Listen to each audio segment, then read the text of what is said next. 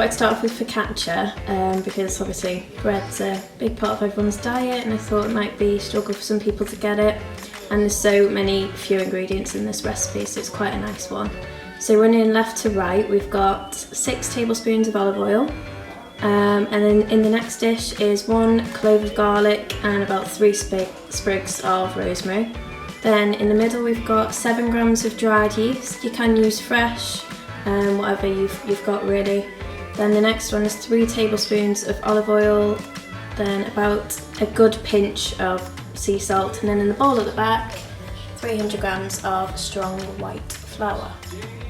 Okay, so first things first, your rosemary and your garlic. So just finely chop your garlic or crush it, whatever you prefer. If you've got garlic paste, that'll do the same. And then just whack that into the bowl with the 6 tablespoons of oil.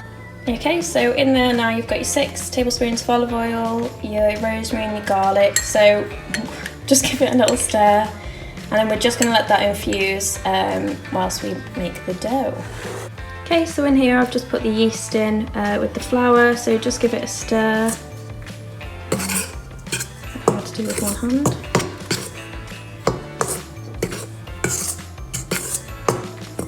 Okay. Then we want to put in the 3 tablespoons of olive oil that we also measured out earlier. Okay, so in the bowl now is the flour, yeast and oil, so just give it a stir.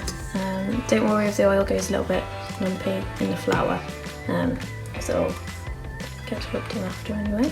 So make a little well in the centre. And then you need 175 ml of water, ideally 20 degrees, but if you don't have a temperature probe or anything, just room temp is fine.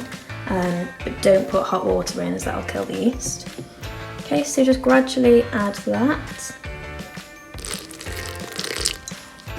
Okay, so I've added all of the water, and this is the kind of consistency you're looking for. It is a sticky dough, but that's what you're looking for.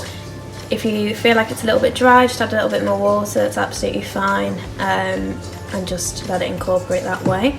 So what we're going to do now, just get a little bit of oil, olive oil ideally, but whatever you've got really at this time.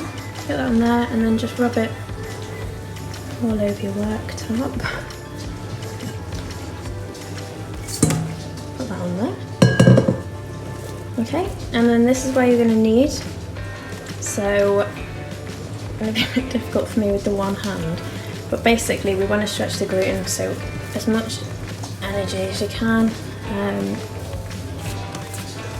Really get it worked for about 8 to 10 minutes. Just keep going. If you've got a machine, brilliant, put it in there. If not, just really push it for about 10 minutes. Okay, so this has been kneading now for about 8 minutes. So that's what we're looking for. Just a little bit of stretch, not fully, but you'll see the difference after it's been proved. So what you want to do is kind of shape it into a round ball. So if you cup your hand like that and you just pull it back towards you, keep manipulating the dough.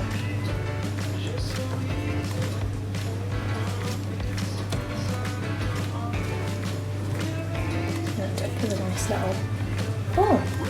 So just pop it back into your bowl. Okay, so there's your dough in the bowl, and it's ready for its first proof, so just cover it with a tea towel. Pop it room temperature, so your kitchen will be absolutely fine, and just leave it alone now for about an hour, really, until it's doubled in size. Okay, so it's been about an hour now, so we will just check, and that's what you're looking for, so it's clearly doubled in size. Did springy to touch. So before we get that out, so I'm just going to back up, we need to grease the tin or the tray or anything that you put in the focaccia in, so it doesn't have to be rectangular, it can be round, it's whatever you've got really, but we want to make sure it's nicely oiled.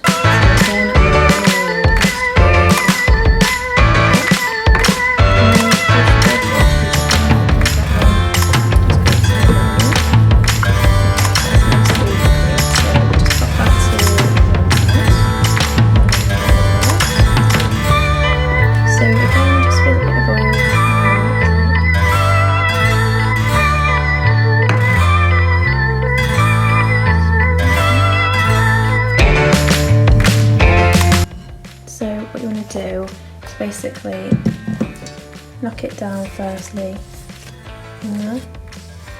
so you can see the difference in texture already. Okay, so once the dough's out onto the side, you want to start kneading it again. So again, like similar to last time, really try and stretch it and try and do it for about 6 minutes. It won't need as much, and you'll notice that straight away. Right, okay, so when you've kneaded that for about 6 minutes, it should look like this, and you'll start to feel the difference in texture yourself.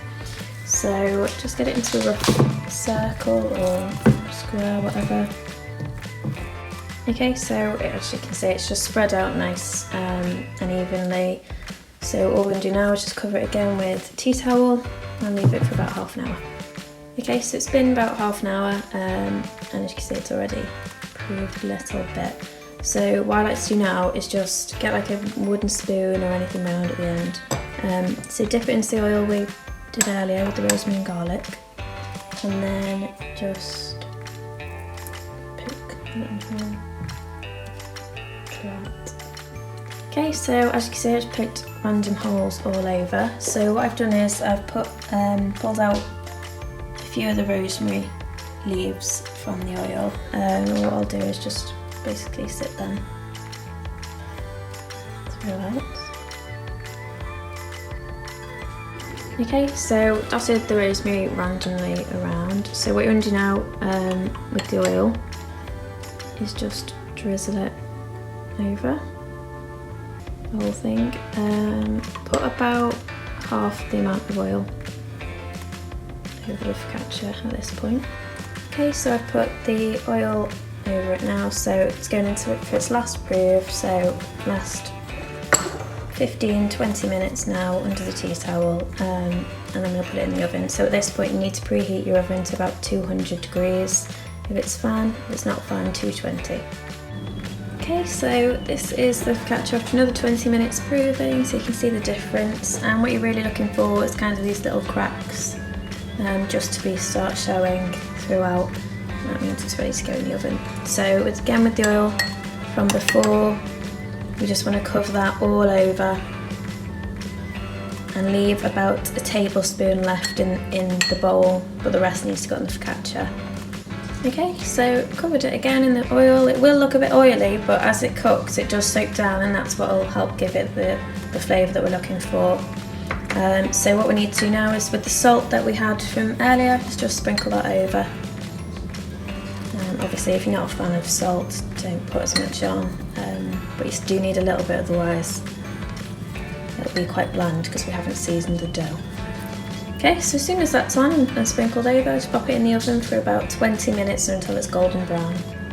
Okay, so this had about 25 minutes in the oven, so whilst it's still warm, I'm just going to get the rest of that oil that we left earlier and just drizzle that over again, all over it.